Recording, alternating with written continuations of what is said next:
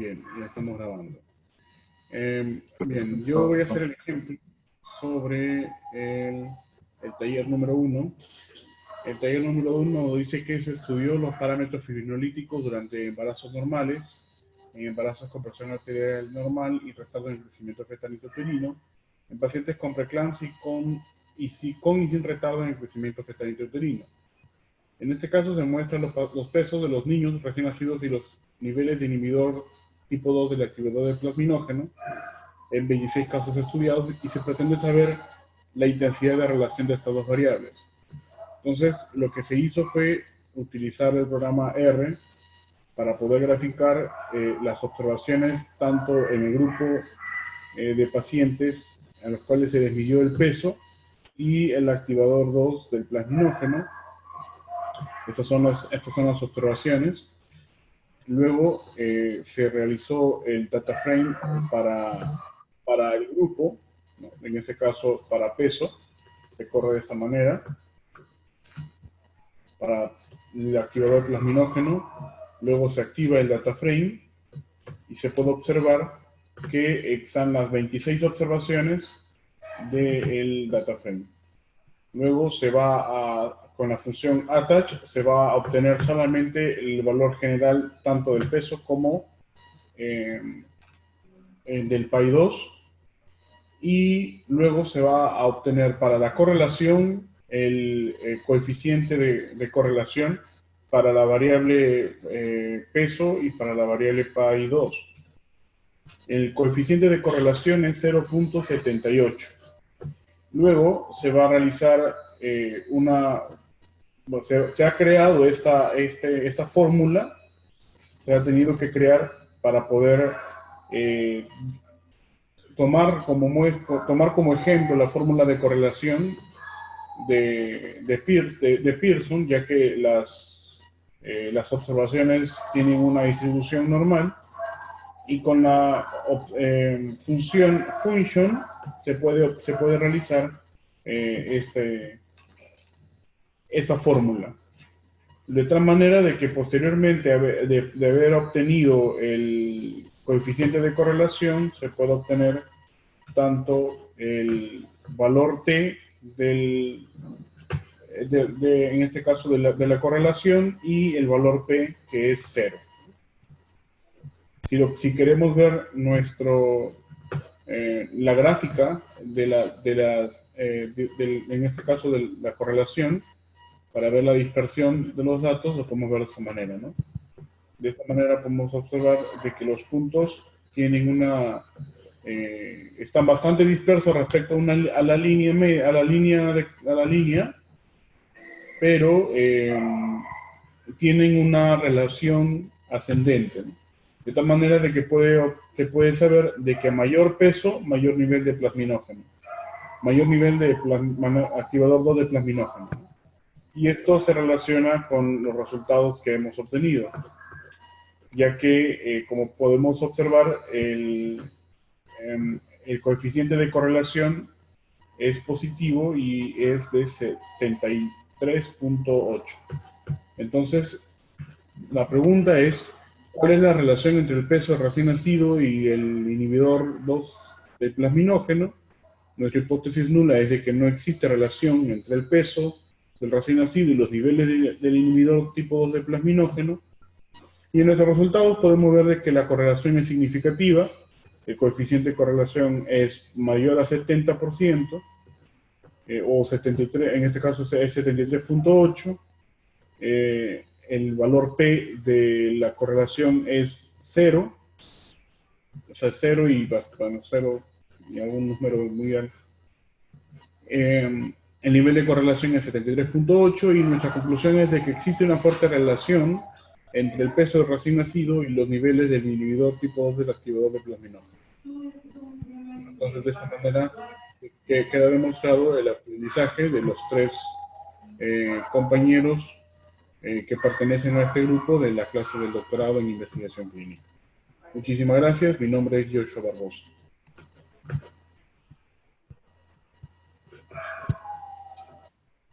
Terminamos, pero ya está. Le he habilitado todas las cosas. Buenas noches, profesor Minchón. Este es el taller 2 respecto al ejercicio Framingham. El grupo está compuesto por el doctor Joshua Barbosa, el doctor David Rodríguez y el que habla, Alex Castañeda Sabogal. El estudio que vamos a nosotros a analizar comprende los datos de seguimiento a largo plazo del famoso estudio Framingham Heart Study, que comprende datos de muchos pacientes en los años 40 y que se siguieron por muchos años posteriormente para ver la eficacia del tratamiento de hipertensión, y de ahí salió una serie de estudios respecto a problemas cardiovasculares que en la actualidad han aclarado la etiología, la naturaleza y el outcome de estos pacientes. Las variables de esta base de datos comprenden las que estamos viendo en el slide, ¿no? Que están puestas en una base de datos llamada Framingham: la presión arterial sistólica, la diastólica, la edad en años, el colesterol sérico en miligramos por 100 mililitros, el índice de masa corporal, el género codificado 1 masculino, 2 femenino, y el mes del año de referencia en que se hizo el examen. Se nos solicita que se realice el análisis de regresión teniendo en cuenta dos modelos. Un modelo en el cual la variable dependiente, el logaritmo de la presión sistólica, está en función del logaritmo de el índice de masa corporal más la edad más el logaritmo del colesterol sérico. Y el segundo modelo, prácticamente las mismas variables a las cuales se les va a agregar en la ecuación el sexo. La primera cosa que tenemos que hacer al realizar la evaluación de este ejercicio es, usando la base de datos Framingham, se va a traspasar los datos y se va a transformar a logaritmo decimal los valores de las variables SBP, o sea, la presión sistólica, el índice de masa corporal y el colesterol sérico, creando nuevas variables llamadas, como estamos viendo acá, logaritmo de la presión sistólica, logaritmo de la presión diastólica, logaritmo de colesterol sérico e incluso logaritmo de índice de masa corporal. Hecho ello, teniendo estas nuevas variables, pasamos a usar la parte correspondiente en análisis de SPSS para regresión. En este caso, la regresión nos va a arrojar dos modelos, ¿no? Dos modelos en donde tenemos resultados de este resumen de los modelos. Como estamos viendo, el valor R cuadrado es aproximadamente igual al valor R en lo que es su cuadrado, valga la redundancia, y esto es lo que se conoce como el coeficiente de determinación. En el caso específico del ejercicio, este es un valor pequeño, 0,174. Se interpreta como el 17.4% de la variación del logaritmo de la presión sistólica. Es explicado por los componentes de cada modelo, como estamos viendo en este cuadro. Y para el caso del para el caso del modelo 1 es explicado por las variables del el logaritmo, el índice de masa corporal, la edad. Para el caso del modelo 2, los mismos más el sexo. El error estándar que estamos viendo, que es muy parecido en ambos, es un error que está alrededor de lo que se conoce la variable outcome o el logaritmo de la presión sistólica. Este error es una precisión que hace el software para el modelo. A más pequeño este error, más preciso es el modelo. Estamos viendo que los errores están en un rango de 0.06. O sea, son realmente errores pequeños, lo cual nos quiere decir que los modelos son precisos. Luego, la siguiente parte es el análisis de varianzas de la ANOVA que realiza el programa.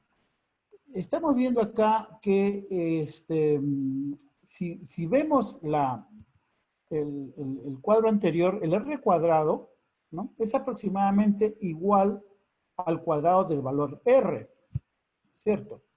El cuadrado del valor R es como el R cuadrado, ¿no? Ya lo hemos visto. Y en el caso del ANOVA, el valor del estadístico F en este caso, ¿qué viene a ser? El resultado de la media cuadrática, esto de acá, dividido entre el residuo. El residuo y el valor obtenido corresponde a un valor altamente significativo, como estamos viendo acá. Y esto equivale a estos predictores que estamos viendo con una llamada en B.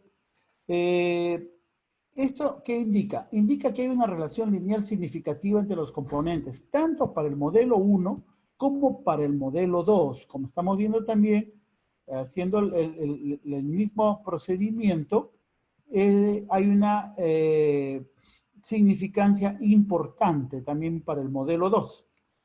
Por otro lado, la media cuadrática de la regresión, si estamos viendo, la media cuadrática va a descender de 1.323 a 0.992 en el modelo 2.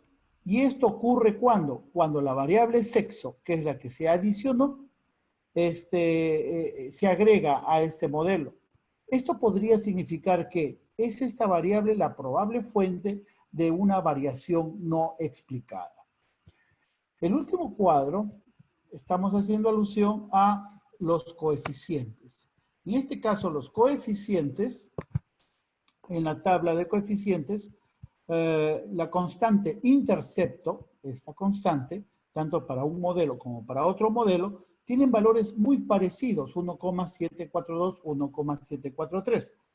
Y junto con la pendiente o coeficiente de regresión en los componentes, tanto de para el modelo 1, el logaritmo del índice de masa corporal, la edad y el logaritmo de el colesterol sérico, igualmente para el resto en el modelo 2 más el sexo, vemos que presentan valores estadísticamente significativos. Pero en el modelo 2, observemos que la variable sexo tiene un valor que es igual a un P de 0.826. No muestra significancia estadística. Dado que como se tratan de modelos de regresión lineal, el coeficiente para una variable puede ser interpretado como el cambio de cada unidad en el outcome, o sea, en el logaritmo de la presión sistólica, por cada unidad de cambio que ocurre en cada una de estas variables. Cuando las variables, cuando todas las otras variables explicatorias permanecen constantes. Es así como lo debemos interpretar, tanto en el modelo 1 que teníamos al inicio, como en el modelo 2.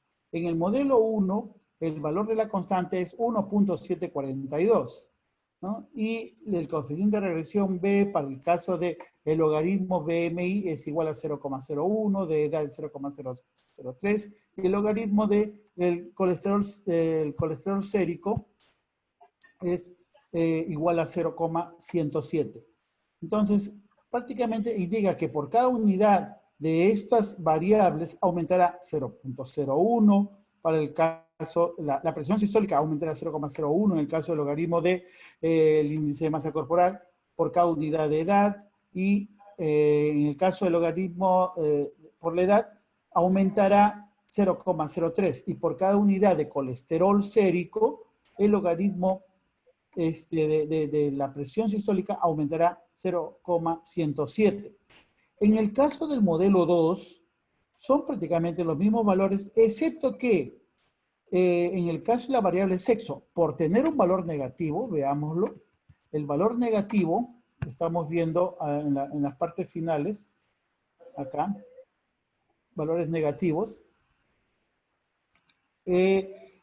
por tener estos valores negativos, su aporte al modelo es hacia la disminución del logaritmo de la presión sistólica. Como son coeficientes no estandarizados, evidentemente podrían no ser directamente comparados para determinar su importancia relativa. Por eso es que el software nos saca también coeficientes estandarizados indicando la importancia relativa de cada variable en comparación con unidades estandarizadas, por ejemplo, con score set. A la final es el análisis de regresión que se ha hecho excluye una variable, la variable sexo en el modelo 2. ¿Esto qué implicaría? En el caso de en beta, por ejemplo, lo que tenemos acá, tenemos un valor negativo. Esto nos quiere decir que si sexo es incluido en el modelo, ¿no? Va a haber una correlación negativa para predecir el logaritmo de la presión sistólica, después que el efecto del resto de la variable sea removido.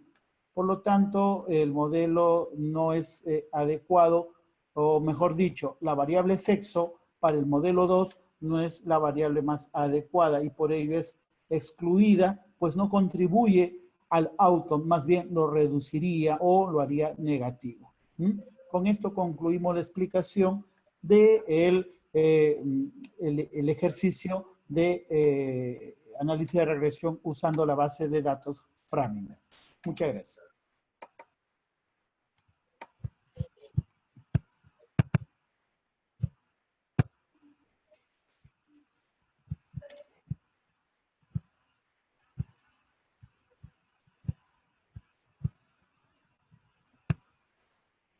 ¿Listo, Joshua? ¿Ya se dejó de grabar? Espere. Grabando. Muy bien. La siguiente tarea es una tarea de correlación. Nos han dado un archivo, el WaySafe, que contiene datos de una muestra poblacional de 550 bebés nacidos a término que registraron su peso a un mes de edad. La pregunta que plantean es si existe una asociación lineal entre el peso, la longitud y la circunferencia de la cabeza de los bebés de un mes. Nos hacen la particularidad de que cada variable es continua. Muy bien, en base a la pregunta nos vamos a plantear las siguientes hipótesis. La hipótesis nula, que establece que no existe asociación lineal entre el peso, la longitud y la circunferencia de la cabeza de los bebés de un mes. Y la hipótesis alternativa en la que se plantea que existe asociación lineal entre el peso, la longitud y la circunferencia de la cabeza de los bebés de un mes. Entonces volvemos a la pregunta. ¿Existe una asociación lineal entre el peso, la longitud y la circunferencia de la cabeza de los bebés? Muy bien. Entonces hacemos las pruebas de correlación y acá nosotros tenemos la correlación de Pearson y vemos el peso del bebé, ¿sí? Vamos a ver el peso, vemos la longitud en centímetros y la circunferencia de la cabeza también en centímetros. Vemos que la correlación de Pearson, tanto para peso como para longitud, viene a ser de 0,713, con una significancia estadística de 0,0000, altamente significativa. Y vemos también que para el caso de la circunferencia de la cabeza, la correlación de Pearson entre el peso del recién nacido al mes y la circunferencia de la cabeza es de 0,622 en lo que es la correlación de Pearson, con una significancia de 0,00. Ahora, si nosotros queremos ver aquí, estamos viendo, por ejemplo, lo que es longitud, vemos acá, con el peso igualmente lo correlaciona, ¿sí? Y se está viendo la misma cifra. Si 0,713, 0,713, la significancia estadística igual, ¿no? Y si vemos entre la correlación de Pearson entre la circunferencia de la cabeza con el peso, vemos también la misma cifra obtenida de 0,622 y una significancia, una significancia bilateral de 0,000. ¿No? Entonces se evidencia con un valor P significativo, menor de 0,05, que tanto para el peso y la longitud, como para el peso y la circunferencia del bebé de un mes de nacido, ¿sí? Existe significancia estadística, por lo que se rechaza la hipótesis nula y se acepta la hipótesis alternativa, estableciendo la asociación lineal entre el peso y la longitud y el peso y la circunferencia de la cabeza de los bebés de un mes. Aparte de ello, nos pidieron encontrar la gráfica de dispersión correspondiente a esta matriz, ¿no? Acá vamos a hacer un poco más grande esto para poder ver la gráfica, ¿sí? La podemos ver ahí, ¿sí? Y acá tenemos, miren, ve, este es peso con longitud, ¿sí? En los bebés de un mes de nacido, y este es el peso con la circunferencia de la cabeza. Acá estamos viendo, ¿sí? Longitud con peso, ¿sí? Y vemos acá también lo que es circunferencia de la cabeza con el peso, ¿no? El diagrama matricial está viendo toda la correlación que se está mostrando en este gráfico, ¿no? Y que nos va a ayudar, pues, también a determinar, ¿no? Nuevamente, la aceptación de la hipótesis alternativa que plantea la existencia de una asociación lineal entre el peso y la longitud y el peso y la circunferencia de la cabeza de los bebés de un mes de nacido. Agregado a ello, nos pidieron evaluar si existe correlación si separábamos la muestra total de acuerdo al sexo, ¿no? Entonces, por ejemplo, vemos que para el sexo masculino vemos la correlación entre el peso, ¿sí? Entre el peso y la longitud, ¿sí? Tenemos igualmente una correlación de Pearson de 0,749 y tenemos significancia estadística.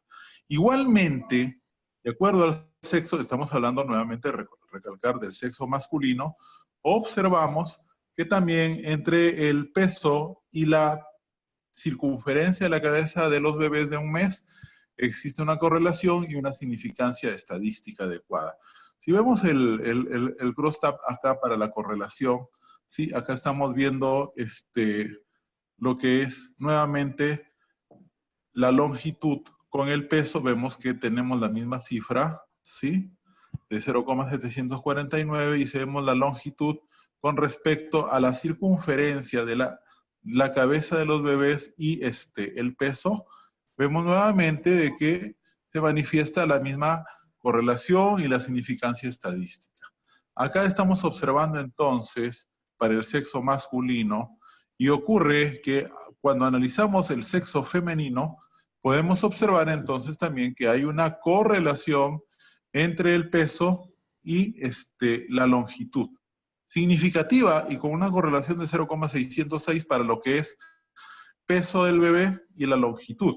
Y también de igual forma para el peso del bebé y la circunferencia de la cabeza. Nosotros estamos observando aquí de que ya sea en una distribución de la muestra total, ¿sí? O ya sea en una segmentación por sexo, ya sea masculino o femenino, podemos nosotros observar que sí existe la correlación entre las variables peso al mes y la longitud, y las variables peso al mes y la circunferencia de la cabeza, ya sea en total o ya sea también como para masculino como para femenino. Las correlaciones, si bien es cierto, no son las mismas por sexo, pero existe correlación, ¿no? Entonces nos preguntaban, ¿no? Si existe, ¿no? Cuando segmentamos de acuerdo al sexo, si se mantiene la correlación o si existe correlación. En ambos casos, masculino o femenino, sí existe correlación si separamos a los bebés por sexo. Inclusive, nosotros podemos observar que esta correlación es más fuerte para el sexo masculino. Veamos acá los valores para, miren, ve, sexo masculino, sexo femenino. Sí, existe correlación, pero es más alta en los varones. Y cuando nosotros hacemos las gráficas matriciales, acá podemos observar si tanto para varones, ¿sí? como para mujeres. Y vemos en el gráfico superior la correlación o la conjunción de los puntos de asociación es más fuerte que en el sexo femenino, que se encuentra en la figura o en la gráfica inferior, ¿no? Eso entonces es en cuanto a esta tarea que se nos planteó para los bebés, ¿no? Del archivo WaySafe, de la tarea de correlación, en la que nosotros hemos podido determinar que sí, para esta base de datos que se nos asignó, podíamos determinar la existencia de asociación lineal entre el peso y la longitud y el peso y la circunferencia de la cabeza de los bebés al mes, total, global, y también de acuerdo al sexo, siendo inclusive esta asociación o esta correlación más fuerte para el sexo masculino en comparación con el sexo femenino, altamente significativas, ya sea por sexo o ya sea en la población total de los datos de los bebés de un mes de nacido. Esto es entonces la explicación del ejercicio de la tarea de correlación con respecto al archivo WaySafe. Para el grupo de el magíster Alex Castañeda Sabogal, magíster Joshua Barbosa Meca y magíster David Rodríguez Díaz, quien, bueno, está a cargo de esta parte de nuestra tarea que hemos hecho con mucho esfuerzo. Gracias.